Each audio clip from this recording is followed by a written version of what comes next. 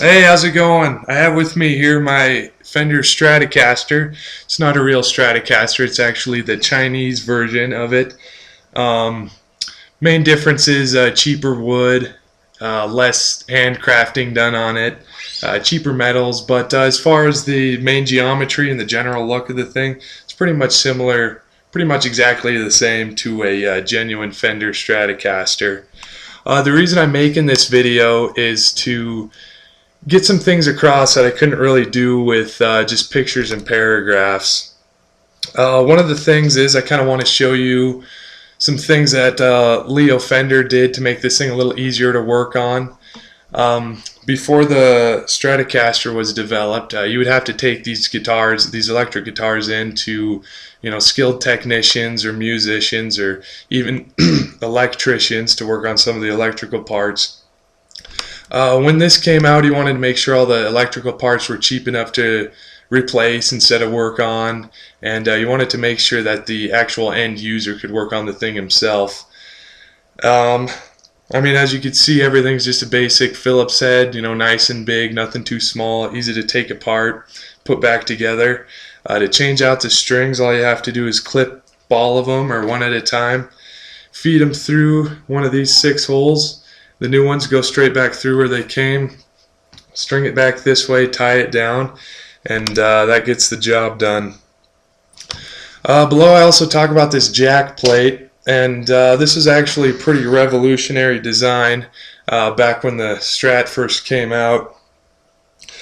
Before they were positioned like this, most guitars had them in the bottom or kind of off to the side like this, and the problem with that is if you wanted to set it on the ground or lean it up against a wall or something, you couldn't do that because this jack or this cord where the amplifier plugs in would get in the way.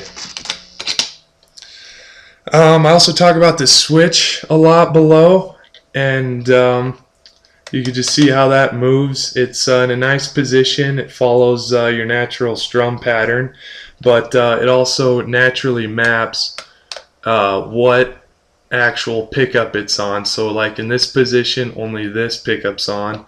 The middle position here, that one's on, and then in the back one here, when it's as far as back as it goes, it's just this back pickup. I also talk about how there's settings in between here that actually fire up to these pickups simultaneously, and it gives you a little different sound signature. The ergonomics of this thing, you can see this main cutout here. That's the big thing. Leo Fender really changed things a lot when he just dug this out. It seems simple, but really makes this guitar really comfortable. A lot of people say it fits like a good t-shirt. You could also see, if I get the reflection just right here. Okay, there we go. A little cutout here, and that just kind of helps you tuck it under your armpit a little better. It makes it form to the body a little more snug. Yeah, so Stratocaster was the first guitar to really use that 3D molded body in its design, and that was a pretty big thing for the day too.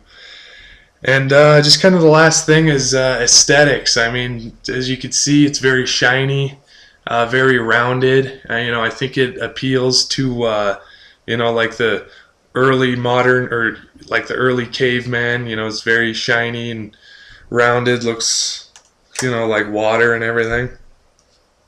And yeah, so that should just about sum it up. Have a good summer.